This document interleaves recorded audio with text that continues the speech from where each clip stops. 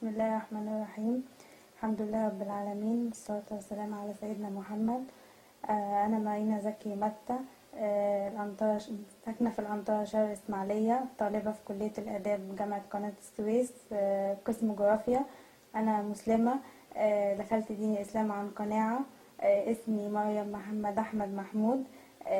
محدش غصب عليا في حاجة، أنا داخلة بكامل قوايا العقلية ومقتنعة بده كويس جدا، وبهدي الرسالة دي لأي حد مش قابلني أو بيقول عليا كلمة مش حلوة. أنا ربنا عالم باللي فيا، وأنا داخلة كده مقتنعة جدا 100%، وبهدي لكل واحد بقول ربنا يهديه وربنا ينور طريقه ويهديه للدين الصح اللي هو دين الإسلام.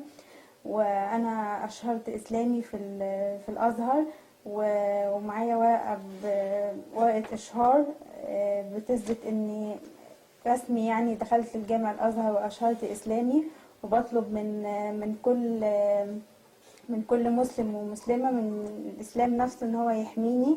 وبقول لكل حد بيقول مظاهرات وبيعمل حاجات، انا مقتنعه بكده تماما، وانا مش مخطوفه ومش مغصوبه عن حاجه، وبدعي لكل واحد الهدايه وبقول له يقف معايا ويحميني وينصرني ويقويني على اللي انا عملته واللي انا عايزه اعمله.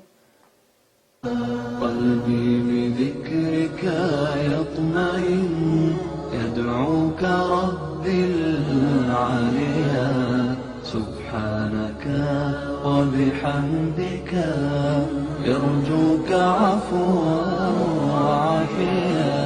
قلبي بذكرك. انا بطالب شيخ الازهر ورئيس الجمهوريه ان هو يحميني، وبقول للعاملين مظاهرات ان هم يرجعوني عن الدين الاسلامي. بقول انا مش هرجع، انا مقتنعه باللي انا عملته، وانا مسلمه وعايشه مسلمه وهموت مسلمه. يطمئن يدعوك ربي العليا، سبحانك وبحمدك يرجوك